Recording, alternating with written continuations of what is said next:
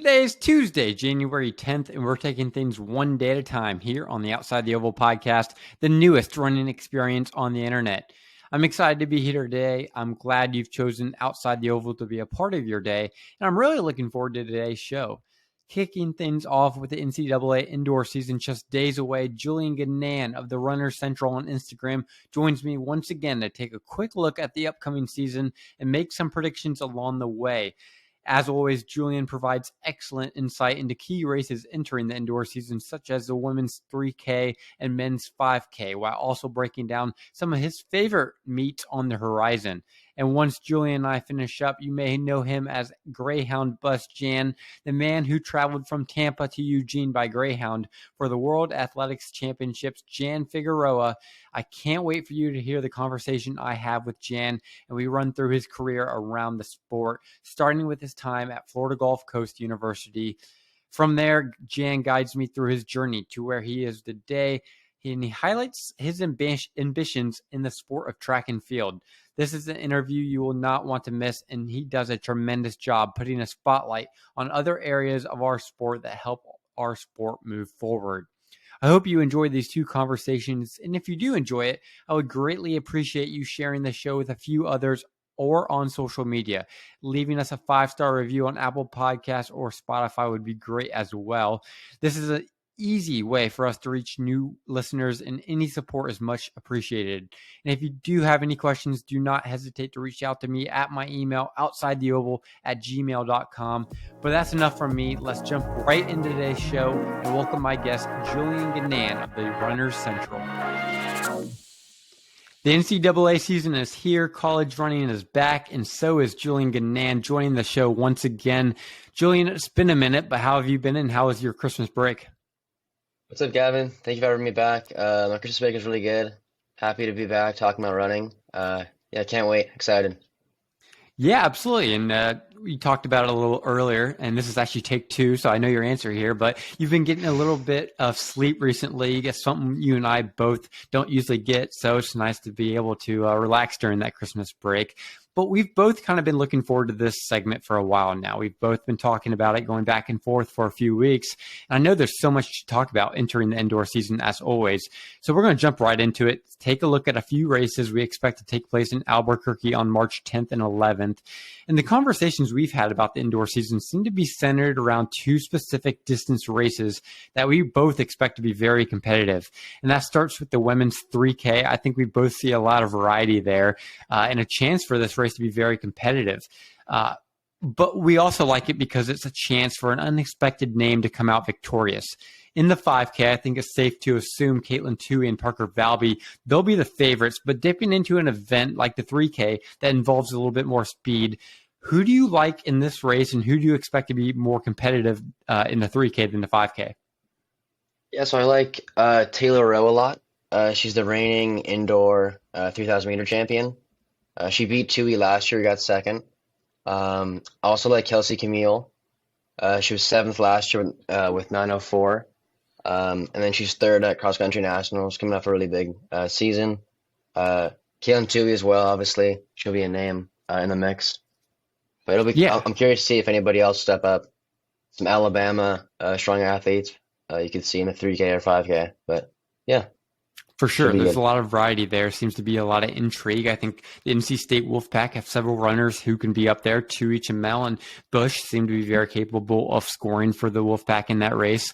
You mentioned Taylor Rowe, last year's champion. She's great. She'll be one of the favorites, if not the favorite, entering this season after last year's championship. And then Lauren Gregory, she has some eligibility left as well from Arkansas. She was 3rd by less than a second in 2022. And if I'm being honest, that's who I thought was going to track down Rowe in that race. I think she has the speed. Now, we didn't really see it that much evident in at the Boston race not too long ago, about a month from today.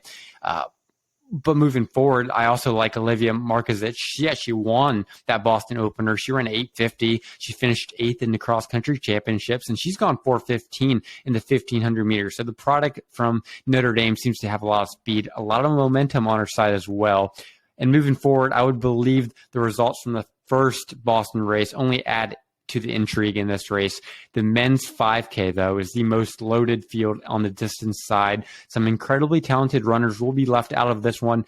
Julian, who are some of the runners you could see falling victim of the 16-runner limit and missed indoor championships? Yeah, so I have three guys. First one is Acer Iverson of Harvard. He's he was 50th in cross country at Stillwater. He's got a 13:26 5K PB. I could see him miss it, be just left out. Also Brandon Garnica of BYU I have. He's a 13:26 outdoor guy. He was 13:34 at Boston last month. He was 21st at NCAA's. Also got Nicholas Scudder of Charlotte. He's a 13:33 guy. 7:54, 3,000 meters. Well, yeah, those are my three guys. I could just barely miss that top 16 qualifying mark. Yeah, I think you really did a good job of identifying certain athletes who didn't perform very well at the Boston race. And I think that's very important. That opener, a lot of these guys are very fresh, coming off a very strong cross-country season. I think Nicholas Scudder would definitely have been on my list. He disappointed a little bit in that 5K, and he was in the best shape of his life. So I could see him missing out. I think the two other names you mentioned are great. I think Parker Wolf would be the biggest name to add to that list, and that's who I'll throw my name. The name I'll throw in there. However, he does seem to be in good position to make it moving forward. But Kai Robinson, he won the Boston opener in that terrific race. If you haven't watched that, I highly suggest checking that out on YouTube. He ran excellent. He was patient throughout the race, and when he decided to go, he made a powerful move that even Alex Mayer and Drew Bosley were unable to match. And along with these three, and feel free to pick these three, who are some other names we need to pay attention to in the 5K this winter? Yeah, I like Kai Robinson's a big one. Nico Young, obviously, he was third last year behind Nerd and Robinson. Also like Alex Mayer, he was third at Boston in the 5K you talked about. Bosley, obviously. We could see maybe Cole Sprout emerge. If he's healthy, he's definitely in contention.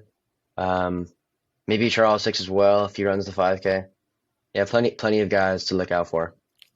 Yeah, that Stanford bunch should definitely be in that 5K mix. I think Dylan Jacobs will definitely be in there as well. The two I want to talk about today, Brian Fay from Washington. I know both of you and I both have different reasons we're going to talk about him today.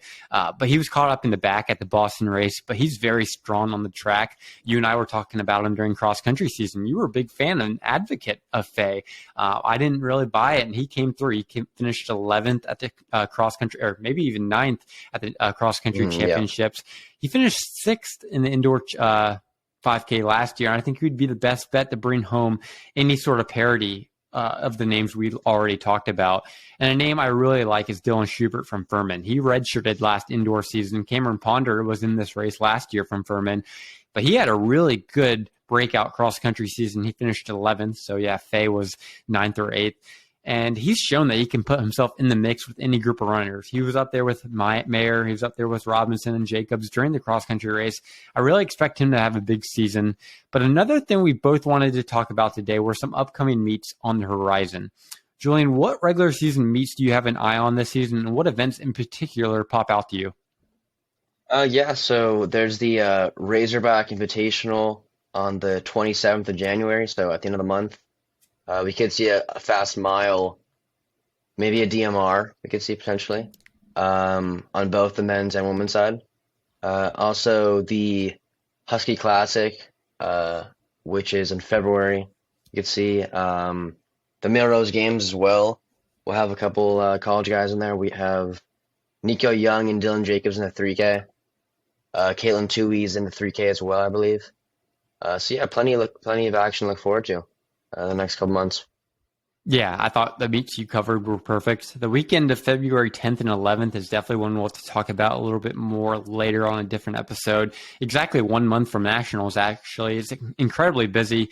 Arkansas hosts the Tyson Invitational, and they have a loaded track schedule this year. And this is taking place the same week as the Melrose Games, which you took mention of earlier. Boston, they're going to be hosting another big-time meet, the Valentine Invitational. And then in Nashville, the Music City Challenge is taking place, and that's a meet that I got to run at last year, produced some incredibly fast times. And it's a great flat 300-meter track. And then, of course, New York City is going to be busy for that Millrose Games. But to wrap up today's segment, I'm going to give Julian the chance to take a look into his crystal ball and predict some other hotly contested distance races that will be taking place in Albuquerque. And let's go ahead and start with the men's mile. Who do you like here and why? Yeah, so the men's mile, I've got Elliot Kipsang of Alabama. He's coming off a decent cross country season. He's not a 10K guy, but he can really throw down a fast mile. He's the collegiate record holder in the outdoor 1500 meter with a 3:33, I believe, which he set last year, Brian Clay. He's coming this year with vengeance, I say, because he missed out in the finals last year for outdoors when he was favored to get that gold medal, the outdoor championships against Garcia Romo and Joe Wascom last year. But yeah, I think he's a guy that can really throw down a fast mile and really control the race in Albuquerque, New Mexico. Yeah, that 1500, kind of the entire race from the prelims to the finals was an excellent race on the East prelims, especially. Looking forward to the women's mile. I love your pick here. Who is it and why? Yeah, so it's Olivia Howell of Illinois. She has a 4:09 1500 meter personal best. She's the fastest returner from last year's field. She was fifth last year, and then she was ninth at outdoors last year in the 1500 meter. Yeah, she can really throw down a fast mile as well, and she's one of those underrated athletes that it wouldn't surprise me if she threw on a big performance at Albuquerque, New Mexico. Yeah, I would love to see Hal win. Not only is she from Ohio, I believe she went to Sloan High School, but Hal also trains at a school that isn't really known for their distance paralysis. I would say it's an underrated school. Jonathan Davis, he finished second at the United States Championships, still technically a part of Illinois in the 1500, and he would have qualified out for the World Championships had he had that qualifying standard. So love that pick. I think that's going to be a good one, and I would not be surprised to see Hal take that one away. My friends and I always cheer for being a Buckeye, being from the Buckeye State, excuse me. But what about the men's 3K? Who do you like there? Yeah, so the men's 3K, I like Charles Hicks. He was third last year, and I think he will focus more on the 3K instead of the 5K because he's got Kyle Robinson and Nicky Young to deal with in the 5K. He could double, but I think he does something similar to last year, and I think he can throw down like a 740, 741 if it's a fast-paced race in New Mexico. And then looking forward, in the women's 5K, who would you take? Caitlin Toohey, Parker Valby, or the field? I've got Caitlin Toohey in the 5K. Yeah, I think she'll double like last year in the 3K. She could potentially win both, which would be pretty crazy. But yeah, she's my favorite over Valby and the rest of the field. And then going forward with the last race we have to talk about today, the men's DMR, a lot of intrigue. Which team do you like and why? Yeah, so I like Washington for the men's DMR. They've got Joe Wascom, who is the 1500 meter outdoor champion from last year. They have transfer from Princeton, Sam Ellis, who is a 148 800 meter guy, and he was third at outdoors last year. So he's a guy who can maybe be on the 1200 meter leg or the 800 meter leg. And then there's Luke Hauser, who's a 356 miler. Also Nathan Green, maybe Brian Fay. You never know. In the mile, he could throw down like a fast 353, 354. Then for the 400 meter leg, there's Anthony Smith who returns. He could potentially bring in like a 47, maybe a 48 is fine. Yeah, they're a really strong distance and DMR team for sure. Yeah, I love that pick. I wasn't really taking too much of a look at Washington when looking at the DMR. And in fact, I didn't even take that much of a look at the DMR in general. But when you mentioned Washington for the first time, I started thinking who they had. I mean, you mentioned it perfectly. Fay, Green, Hauser. I don't even know. Did you mention Ed Trippus? Oh no, I didn't. If he Yeah, has eligibility, he'll be right in the yeah, mix. So many definitely. Yep. middle distance runners on this team. They're meant and built for this event, and I really do think that the 400 is going to be their weakest leg, and that's the perfect leg to have a weakness on. So great analysis there, Julian. I had a great time talking to you today. As always, love having you on the show and appreciate you taking some time to preview the indoor season. Thank you, Gavin, for having me. Really appreciate it. Looking forward to the season, maybe covering some more events. Absolutely, and please stick around as our next guest, Jan Figueroa, will join the show in just a few moments. Joining the show today is the media coordinator for the Under Armour Mission Run Pro Distance team in Baltimore, Jan Figueroa. Jan also previously did some running for Florida Gulf Coast and the University of Tampa. And as you guys will all learn during today's segment, that's not all he has his hands tied up in. Jan, thank you so much for joining me today. Yeah, absolutely, man. Thank you so much for the opportunity. Yeah, absolutely. And you've enjoyed a pretty exciting journey to this point in your career. And from what I've been able to see on social media, some of the things I've seen on Twitter, Instagram, I think it's far from being over and you have a lot to look forward to. But we all come from somewhere. So, Jan, could you tell me about how you first discovered running and why it's so important to you?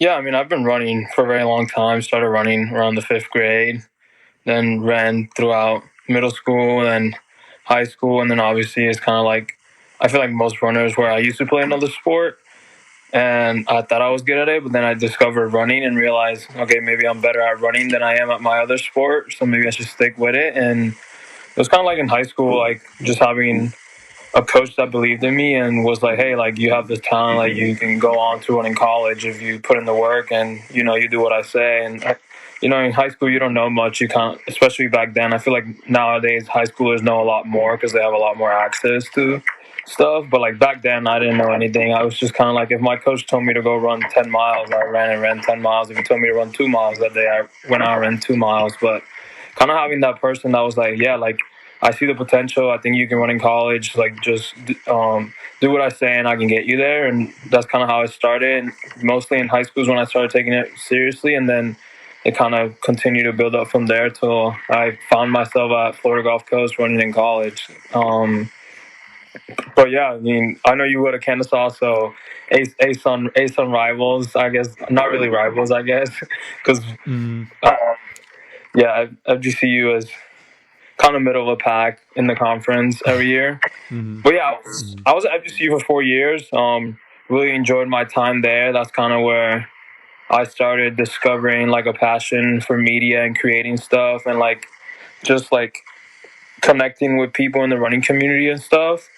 And it just kind of like grew. It started really there. Like I was the ASON social media coordinator for the conference during my time at FGCU. Like I did a lot of social media work for the athletic department at my own school. I worked with the marketing department, worked with the ticketing department, like kind of just like ingrained myself in all areas of sports, not just running, but also other sports as well.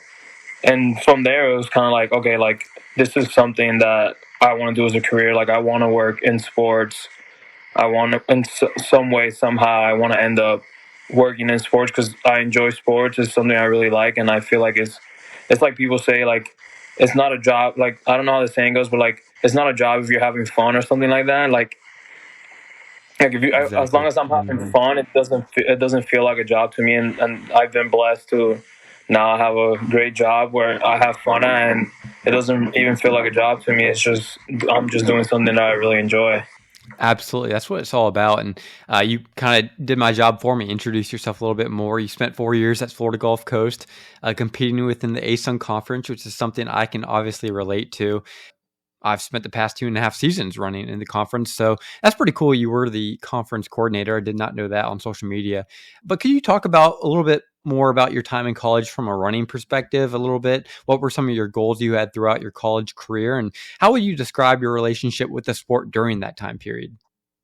Oh, it was great. I mean, my goal was always, you know, you want to be the best runner you can be and you want to run as fast as you can. So that was always my goal. And like, I wouldn't say I was like the most dedicated during college. Like, there's definitely things that I shouldn't have been doing to set myself up for better success. But at the same time, I was a college kid. I was trying to enjoy college as well, not just be completely devoted and focused in running.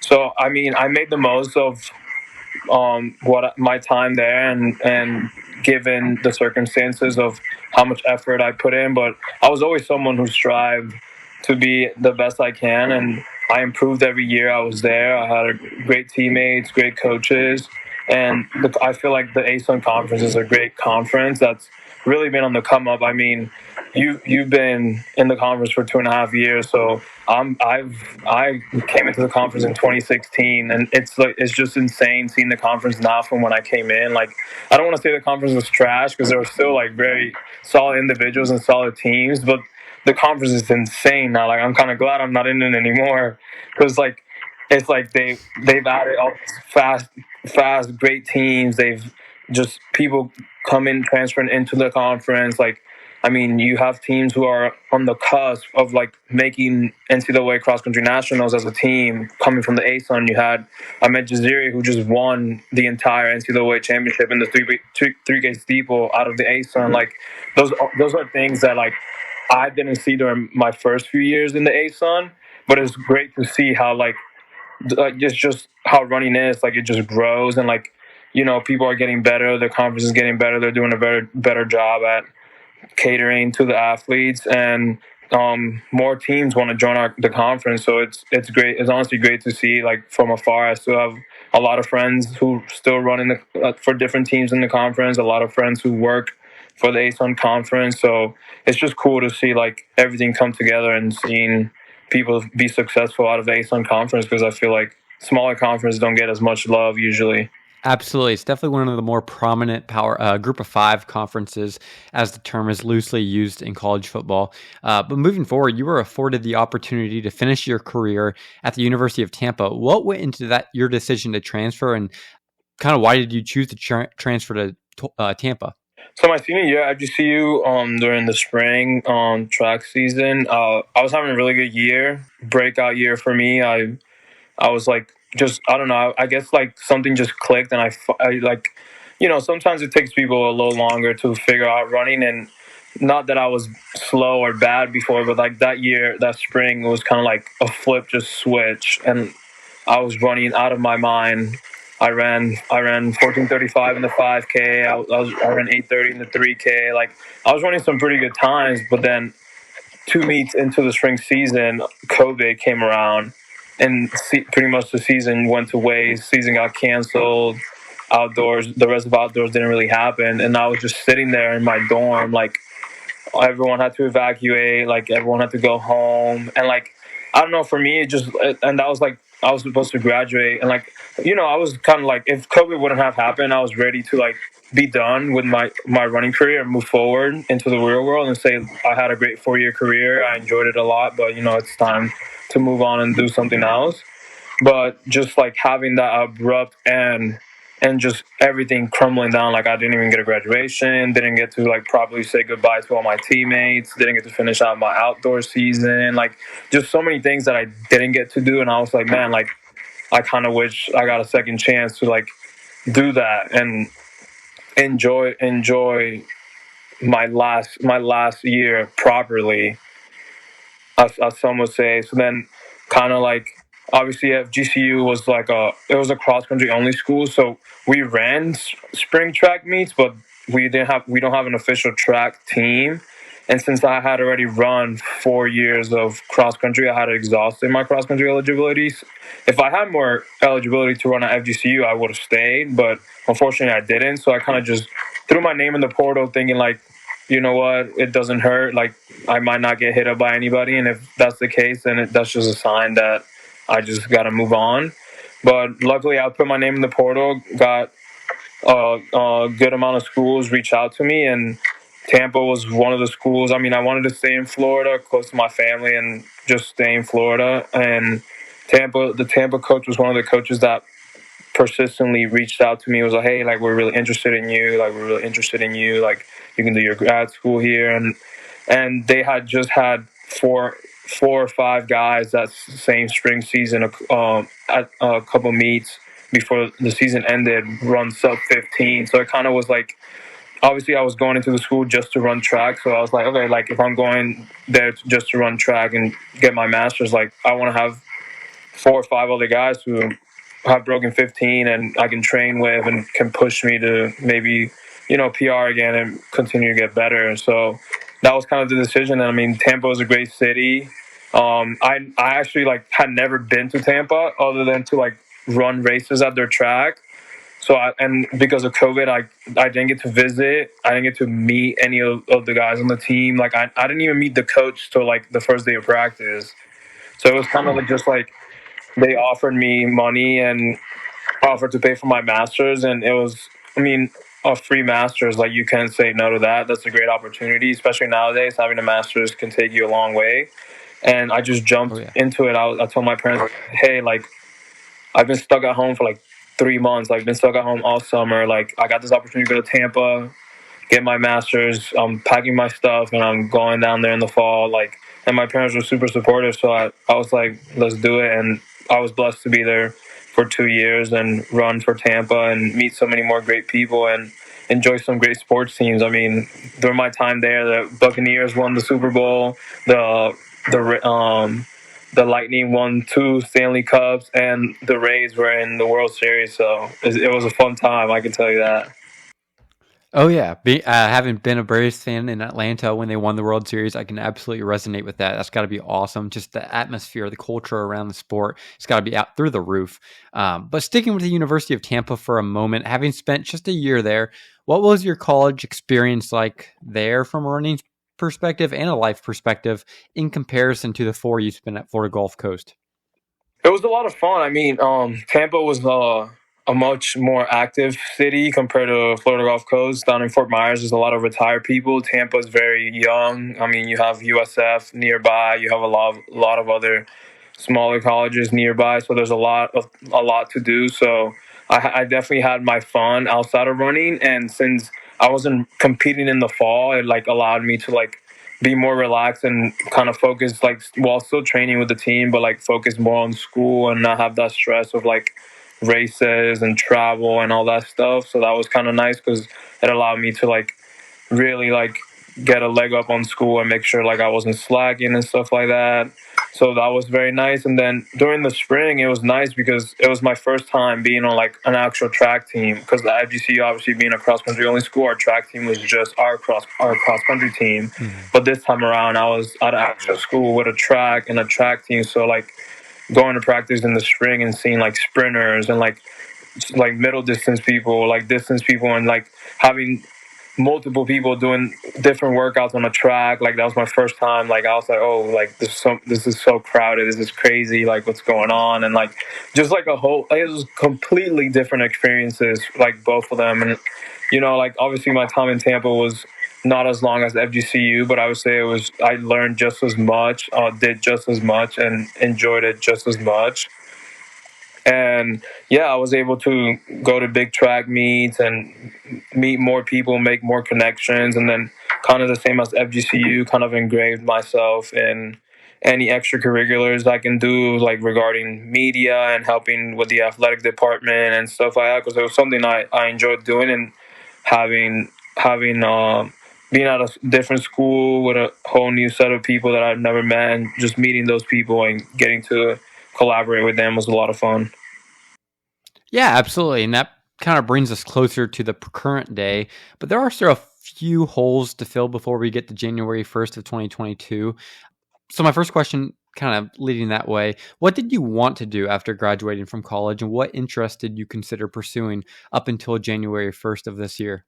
Once I graduated my master's, I had started, I haven't done so many little, I guess, jobs, as a student at both universities within the athletic departments. I always wanted to work in an athletic department, and my ultimate career goal has always been to be an athletic director at a college or university, which I know that's not a job you just get straight out of graduating. It's something you kind of start at the bottom and make connections, work your way up. So once I graduated, I had started applying for SID jobs, marketing jobs, social media jobs, ticketing jobs, just like stuff that I had kind of dabbled in before at my other universities, but obviously now as a full-time position. And I just started applying at different schools in Florida, Georgia, like just kind of like around the South.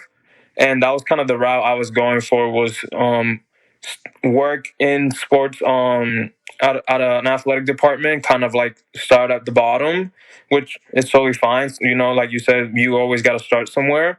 Start at the bottom, and then just put in my time, put in my years, and continually work my way up until hopefully or eventually I would end up as an athletic director somewhere, which would have been cool. Starting this year, though, the reason I mentioned January 1st twice, I started to hear your name a lot. You were putting a lot of time into your podcast, Running with Friends. And in fact, at first, this podcast was specifically geared towards running in the state of Florida, but you later began introducing runners from all over. So what went into the decision to start your own podcast? So I actually started the podcast during COVID. I was just like, you know, we were stuck at home.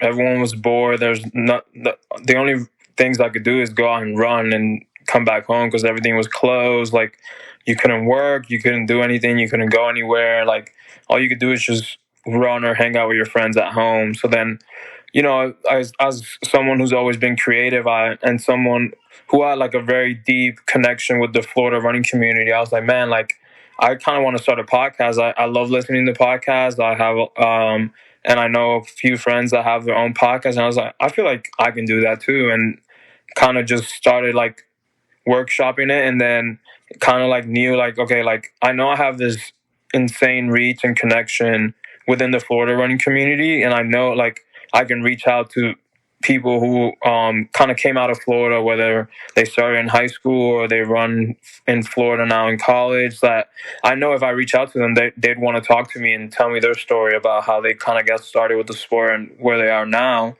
And that's kind of how I began. It began with like some of my closest friends at my first few episodes that ran in the state of Florida and then went on to run in college, like my friend Anderson Bobo, who ran at UNF. He ran in Florida. My friend Adam Bratmuller, who runs for ETS, Eastern Tennessee University. He ran in Florida. Paul Stafford, he's from Florida. He runs for FSU. So kind of just reaching out to those friends, and then eventually also like I like through running in the Florida running community, I had met so many other people who like maybe don't even run in college. They're just hobby joggers who really enjoy running and do a lot of road racing and stuff like that. And I met some like super cool people at like just different like group meetup runs and stuff like that. And it kind of was like, okay, like I can also bring those people in and highlight them, like people that maybe nobody in the running community knows about, but it's someone who's putting in the same work as a college student and is out there running races on attach or running road races. So just kind of bringing those people in as well and being like, hey, like I have this platform, like would love to hear your story and why you love running. Like you don't even run in college. Maybe some people didn't even run in high school and picked it up after. So like just interesting things like that. But then as I continued to grow and like just my social media presence, like I started meeting people from like all over the country, like very good runners for all the universities, professional runners, like just people from all over the running community and all over the country. And I was like, okay, I feel like limiting my podcast to just, at this point with the network I have, limiting my podcast to just Florida is like doing myself a disservice.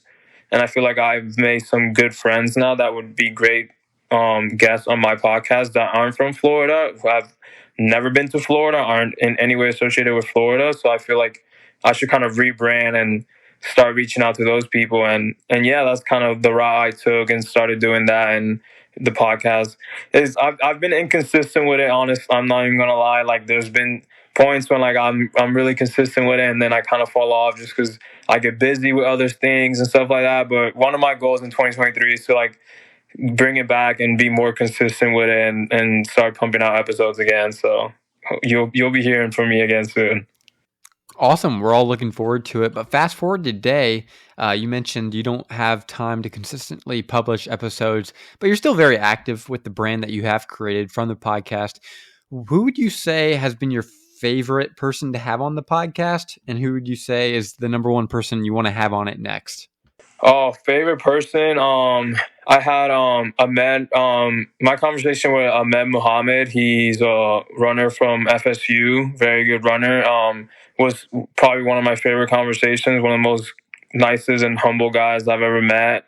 I had the honor of talking to Christian Noble. So, like, being in Tampa, who was D2, I got to race Noble a couple times in cross, and I reached out to him and he was down. So getting to talk to someone as accomplished as him at the D2 level, while I was currently at the D2 level, was pretty dope. And then Rachel MacArthur, probably my most popular episode. She blew up, but for obvious reasons. But yeah, she's a great friend of mine, and I had a great conversation with her. Honestly, someone I'd really like to have. I'm really starting. I'm training for a marathon now, so I'm really getting into the whole marathon. I'm in my marathon phase now, so I would love to have some great marathoners on the podcast. Scott Favell, Reed Fisher, Connor Mann, some of those guys who I could just kind of have a conversation with them and pick their brain as I'm kind of getting ready to run my first marathon. Oh yeah, absolutely. That's definitely something you got to learn to kind of learn the ins and outs too. So it'd be nice to hear some professional advice from some very good professional marathoners. And real quickly to close the chapter on the podcast topic, what would you say has been your favorite part of hosting the podcast?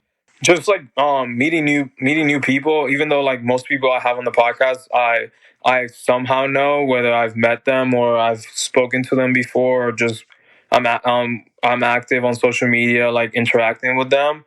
But just meeting new people and hearing their stories, everyone has a different story. I love hearing how people got started in the sport, because everyone's story is completely different. Some people have been running their whole life because their families were runners, and some people have barely been running, started running super late, and also to hear the backstories of how things happen, because obviously as fans and as runners, we can hop on a live result and see oh wow, Christian Noble just broke 2 D2 records an hour and a half apart at the same meet.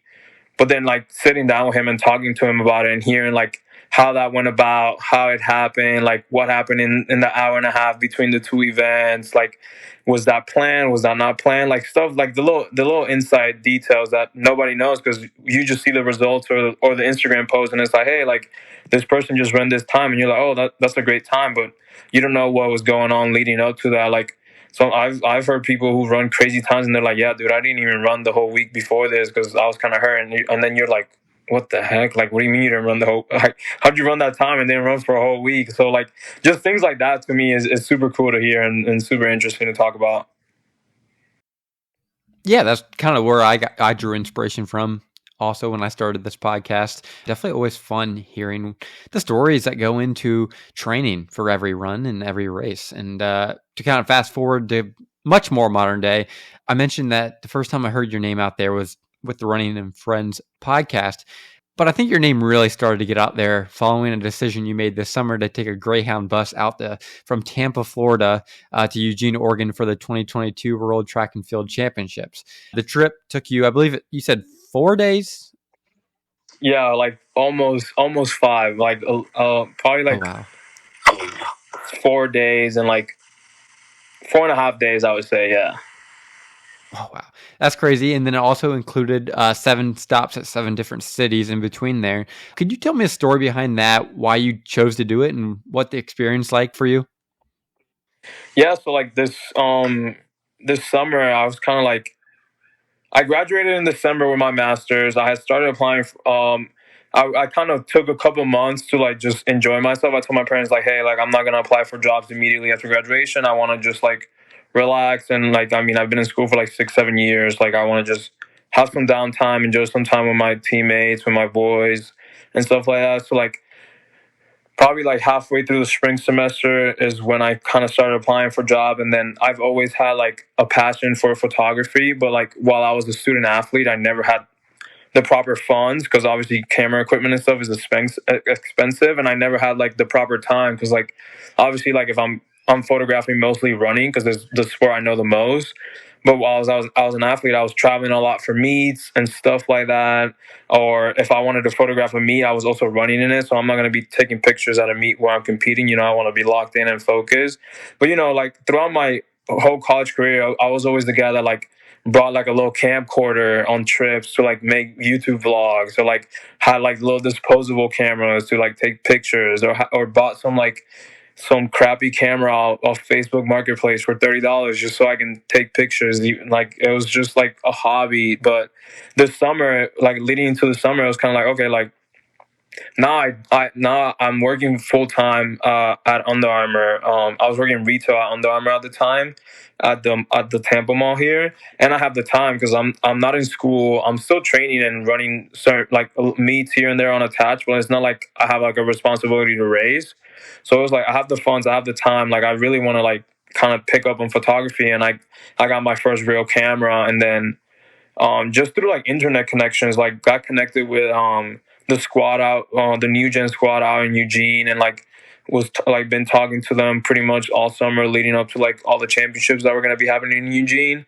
So then I had the opportunity to like they flew me out for NCAAs and USAs in Eugene, and I was able to go out there and photograph my first NCAA championships, my first USA championships within a matter of like a month and a half of getting a camera. Like there's people who like work their whole life to like get to photograph events like that and get credential, and I was lucky enough and blessed that through knowing and meeting the right people, I got the opportunity.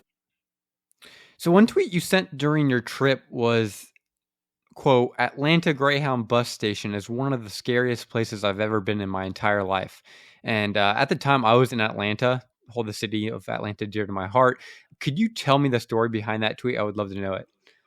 Oh, I mean, it's funny because I've taken a Greyhound to that station prior to my trip to Worlds, and it was like to visit a friend who ran for Georgia Tech, and it was during the day, so like it was like very chill. But like when this time around, like my stop was like at 3 a.m., 4 a.m., and it was just like so many sketchy people outside that like even inside it was so hectic. Like I was like, like obviously, like I'm traveling across the whole country to get to a place on buses. So like, if I miss one bus at a stop, I'm screwed. Like I'm not making the next bus, and I'm missing the whole entire way. So like, I'm walking in there like just not panicking, but like just like with an urgency of trying to find out like where do I have to go to catch my bus that leaves from Atlanta, and like just like I don't think it's Atlanta people. I just think it's people who work for Greyhound just have no remorse for like human beings or anybody.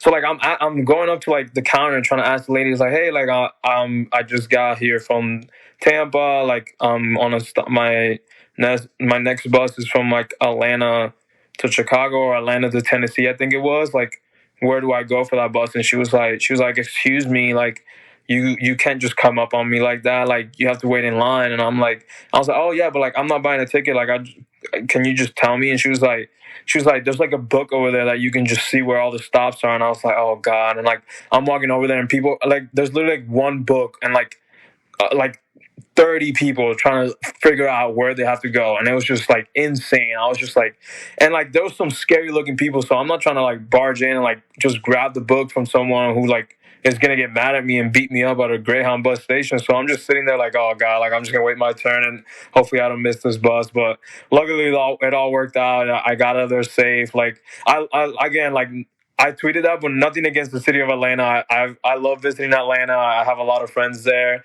It was just that instance was a little scary. I'm not gonna lie.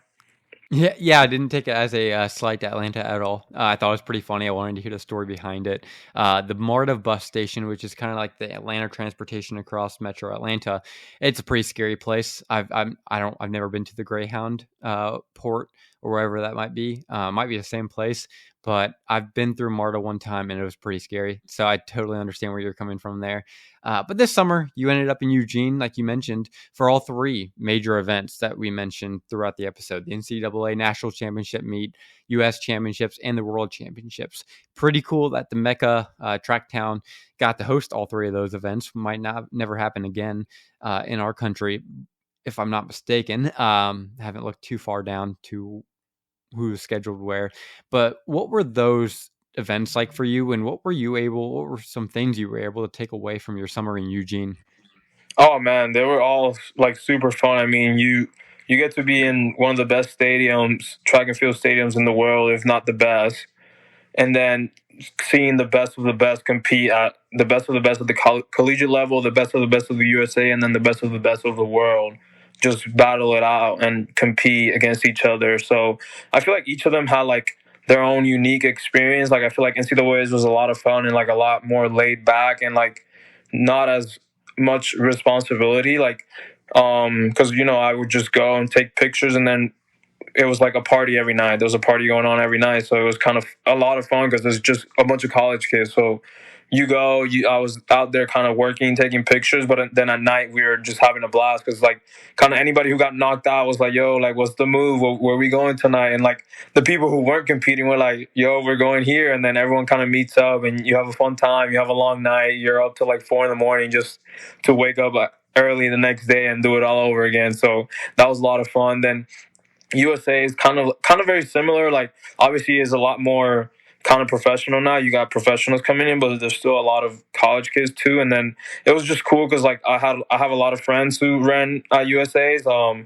had a couple of friends win USA titles, so that was very cool to be there and witness that in person.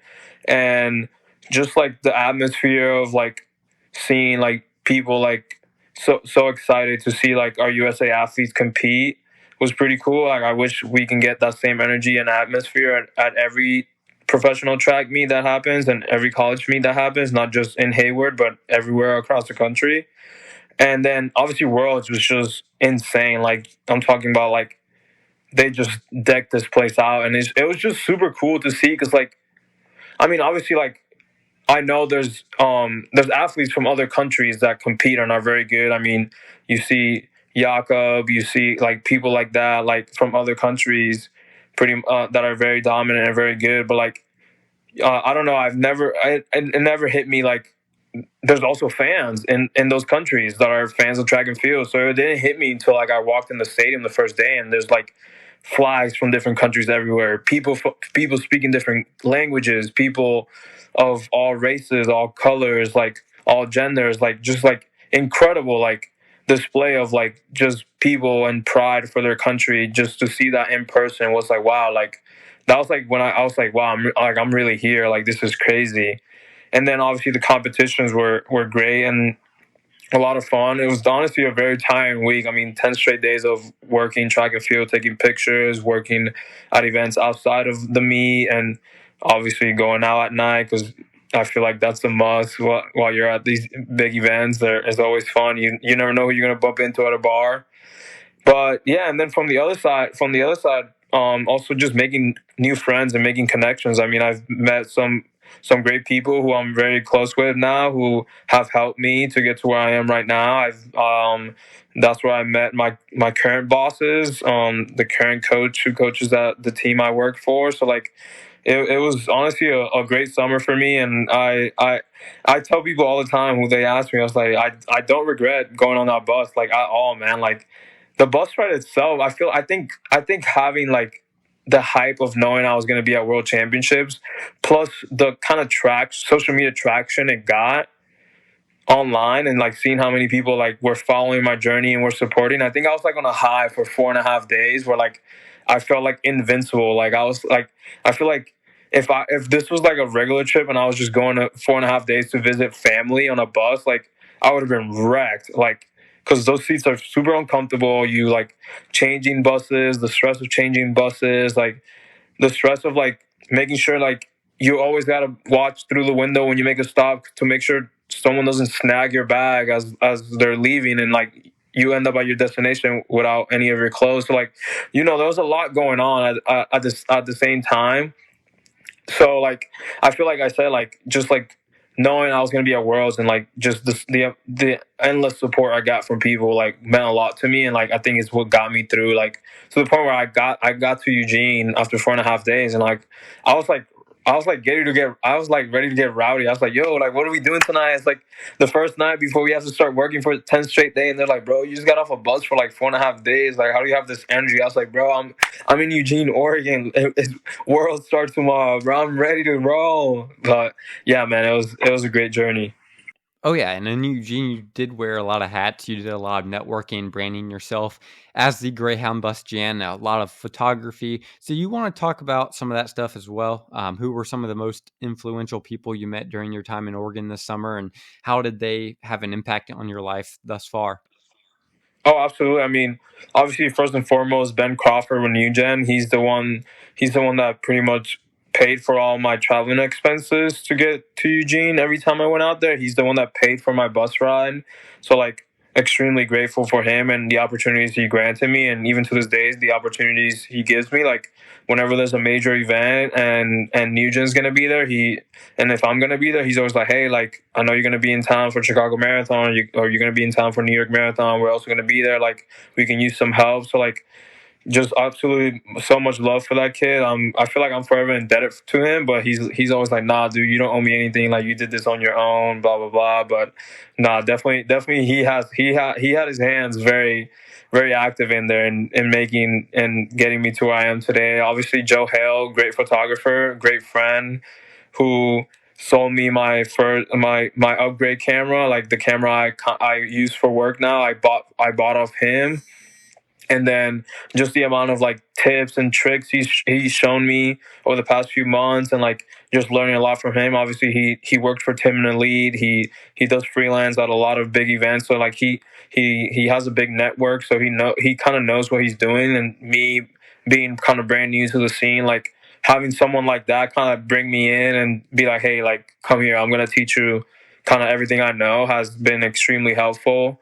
And then, yeah, I mean, people like Matt Wisner, Anderson Bobo, Carter Chrisman, Chrissy Gear, Ruben Reyna, just like a lot of people that like were kind of in my corner, like saying like, hey man, like you have this great talent, you have this great charisma, like you definitely like need to be like working in the running world. Like we're gonna make it happen, we're gonna help you, we're gonna like do whatever it takes. And like they're the ones that introduced me to Coach Corey, who coaches over at Baltimore Distance, and then they were like, hey, like this kid, we know this kid's great. We know you guys are a fairly new team, and Under Armour's looking for media coordinator for your team. So like definitely look into this kid. And he kind of talked to me, reached out to me. He was like, hey, we have this position. Like we've heard great things about you. Would you be interested? Like you would have to move to Baltimore. And when he told me that, I was like, Coach, I'll move to Baltimore tomorrow if I got that job. Like that's the opportunity of a lifetime for someone who grew up running and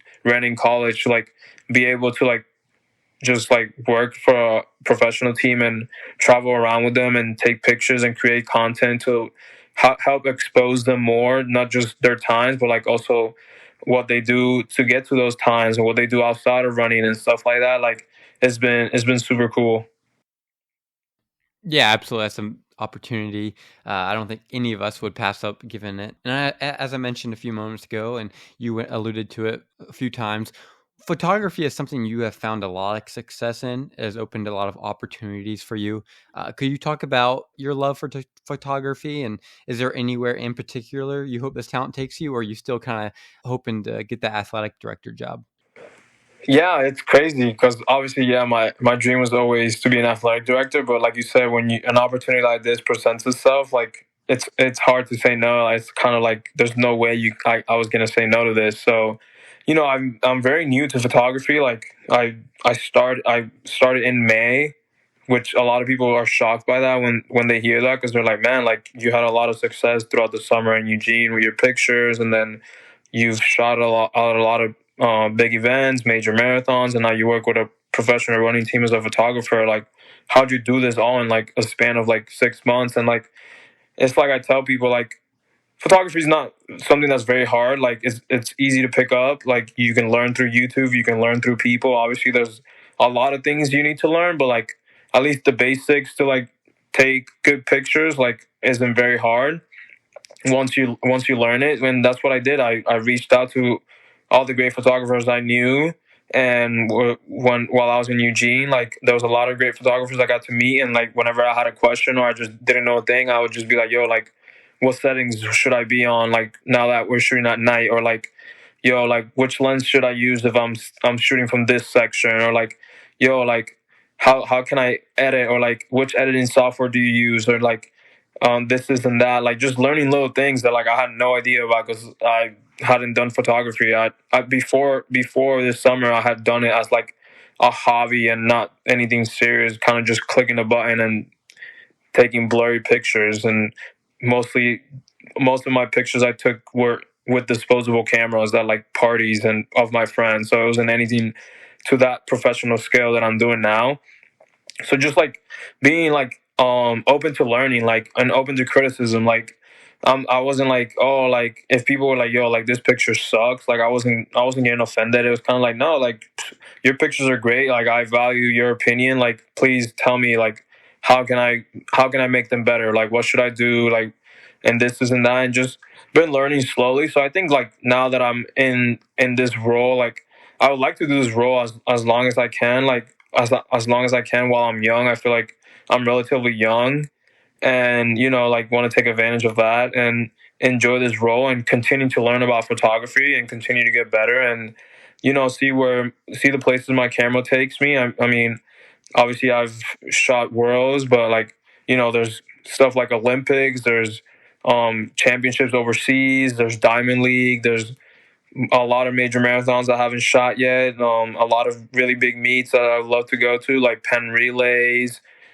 Drake Relays, stuff like that. So like, just continuing to see like what doors are this position opens for me and where it leads, and then eventually later on in the future, if I'm ever like, you know what, like I've had my fun with the camera, like I'm just gonna go back to doing it as a hobby and just here and there, but I'm ready to like maybe pursue a different career, then I'll do so. But as long as I'm young and I'm enjoying it and I'm able to support myself and on a financial basis with the jobs I have through photography, like I think I'll continue to do it for a little while. Yeah, absolutely. I think you have a true gift for it. You're new to the scene, but you still have done a great job. You have found yourself in some amazing places. But to wrap up today's show, I would love to talk about everything you've got going on in Baltimore right now. Like you've mentioned, media coordinator for the Under Armour professional team out there. I believe I saw that you will be rooming with a few of the guys on the team, Adam Fogg, and like we mentioned, fellow ASUN runner Ahmed Jaziri. And that's a pretty lackluster introduction. Jaziri, NCAA steeplechase, as well as one of the best steeplers of all time in the NCAA. But as I was saying, you'll be in Baltimore for a little bit now. What are some things you're most looking forward to in Baltimore? Kind of whether that's from a running perspective with Under Armour or just in a life perspective. What things are out there that you're looking forward to most? Oh, I'm just looking forward to obviously moving into our new place. When I signed my contract and got the job, I moved to Baltimore in October. But kind of looking at the months ahead and talking to coach, we knew we were going to be in Flagstaff, Arizona, all of November for altitude training, and then I was in New York. Then I went straight to Flagstaff for altitude training for a month with the team. Then I went to Austin, Texas for the Sound Running Cross meet, and then I went from there to Boston for the first BU indoor meet. So like and then everyone was kind of going home for the holidays. So I kind of talked to coach, and he was like, yeah, like it honestly doesn't make sense for you to sign a lease when you move here in October because we're going to be gone for like almost 2 months, and like you don't want to be paying rent for a place for 2 months when you're not going to be living in it. So when I first moved, I just crashed with some of the guys at their house who were already on the team, John Reneweki and Casey Comer. And then Fogg was also doing the same thing because Fogg had just recently signed with the team, and he also didn't have a place. And same situation, we were going to be traveling a lot, so it didn't make sense for him to get a place. But like now that we're back and we'll still be traveling a good amount, but we won't be gone for like very long periods of time. We decided we wanted, obviously not decided, we had to get our own place because we don't want to keep living in people's couches or basements and stuff like that. So we kind of signed the lease before going home for the holidays and found a nice place very close to everywhere we need to be, and like about 2 streets down from the other guys, so very close to them, very close to coach. So a very, very great place, and obviously we signed Ahmed very, very recently, probably less than a month ago. So then he kind of hopped in with us because he'll be moving to Baltimore as well in January. So yeah, I mean, from the Baltimore perspective, just continuing to enjoy and like explore out there. I mean, you have the Baltimore Ravens out there. You have some good pro teams out in Baltimore, and then we just got a new track out there at our headquarters. And then there's also the fact that Baltimore is like in a great location. Like it's only like 4.5 hours from Boston, only 3 hours from New York, very close to Virginia, like very close to like you have Washington D.C., like very close to all these states. So like it would be nice to like whenever I have downtime and we're not swamped with meets and stuff like that, just maybe taking a drive and exploring Washington D.C. or going up to New York for a day and just having some fun out there and all that. And then as far as the team, I'm very excited to be back. I mean, it's been like about a month since I've been with the team, so I'm really starting to miss them, which is crazy. But yeah, I'm excited to be back, moving to a new place, and then kind of continue to build and get rolling and see the guys and the girls start crushing indoor season. And then from there, we'll kind of almost go every weekend or every other weekend at indoor meets, and then obviously USA indoor championships at the end to culminate indoor season. And yeah, absolutely. I think it's going to be a great fit for you. It seems to be a really good community of runners. But the last question I will ask you today, you're training for a marathon at the moment, toppling 100 miles recently, and you're putting in some serious miles right now. Your workouts are great. You seem to be fit. What are some of your goals for your upcoming marathon, and what would be your dream marathon to run? So my goal, I mean, I feel like ever since I was about to graduate from FGCU, I've always said like I love running, and I knew I was going to continue to do it post collegiately. Obviously not as a professional, but just like just doing it for my own enjoyment and enjoying while I'm so young and can run fast before I get old. But I've always said like, oh, like I'm gonna start moving up to like the half marathon or marathon distance. But then obviously like COVID happened, so then I did another year and a half in school and competed at Tampa. So I kind of put that on hold. And then when I was about to graduate from Tampa, I was kind of like, yeah, like now that I'm kind of fully done with my eligibility, I'm gonna start training for marathons. And then it was kind of like I started training for one, and then fall came around and I was still living in Tampa and I was training with the guys on the team, and like I don't know, like I kind of fell off and started just doing kind of their cross country training, and then and then I was like, man, like I miss college. This is fun. Like, and I started going to like college cross meets and running unattached with the team, and then did the same thing in the spring for track. But then now it's kind of like finally I'm like, okay, like no, this is it. Like I'm really gonna like dive into this, go all in, and like this is what I want to do.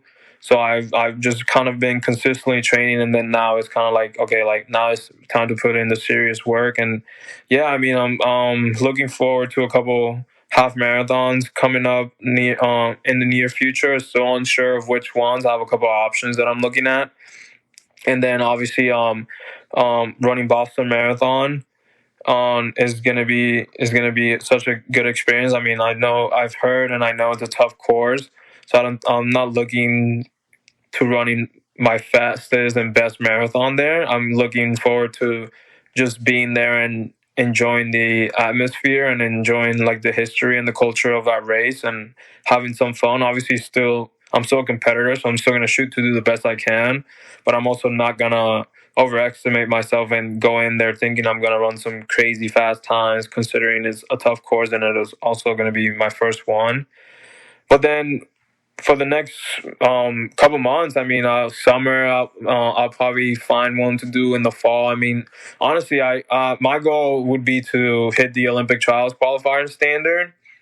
So that's kind of what I'm shooting for, and I feel like like why not? Like that's the way running is. Like if you put in the work, anything's possible. I know 2:18 is a crazy time, and every time I say I want to run the Olympic trial qualifying standard, I always think in my head, I'm like, you're crazy, but that's why I love it.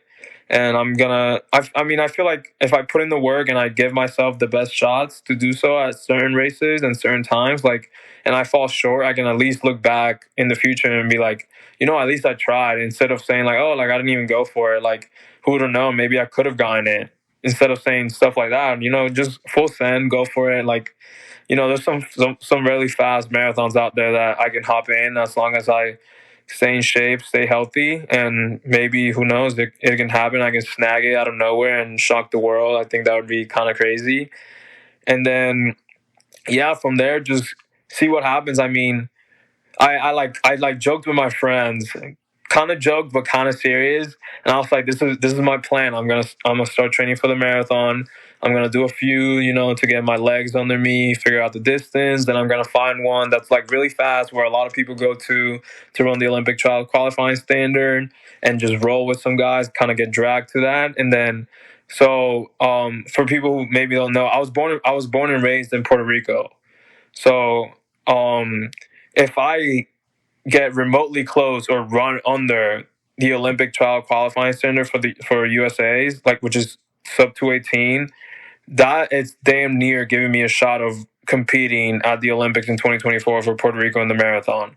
Which obviously I would still have to go out and like get closer to the Olympic standard, which again is another unfathomable, not crazy goal, but like that's kind of like the vision I have. I was like, just a kid dreaming. Like, imagine I go out there, run the Olympic trial qualifying standard, then all of a sudden I start chipping away, and then all of a sudden I find myself running at the damn Olympics for Puerto Rico. Like, how insane would that be? Just reaching, but I'm gonna have fun with it. I'm gonna enjoy it. I've always been someone who enjoys running a lot of miles and high mileage, and I think once I do my first marathon, I'm gonna be like addicted and want to do one like every month, which I don't think is healthy. So but I'm definitely gonna have a lot of fun and enjoy it. And I feel like with the job I have, I'm in a great environment where like I'm always motivated because I'm around professional runners and I see them. I go to their practices, I see them put in the work, and then if I haven't run that day, it's kind of like, oh damn, like the guys just did a crazy workout. Like, I guess I have to go out and get my work in. So I'm very excited. Absolutely. I have a friend doing the same thing. She's running for Puerto Rico, trying to train for the 2024 Olympics for the 800 meters. Very excited for her. But Jan, that was a great message, and that's a great way to end today's episode. Thanks so much for coming on today. I really appreciate you sharing your story. Absolutely, man. I appreciate your time. Keep killing it with the podcast. I remember when I saw your podcast pop out, and I love seeing people kind of go that route and do their own podcast and more. I feel like running needs more podcasts and more personalities and more people who can kind of bring out these stories. So keep doing a good job, man. Yeah, absolutely. I really appreciate it. With that, thank you all for joining us today, and I will catch you all next time on Outside the Oval.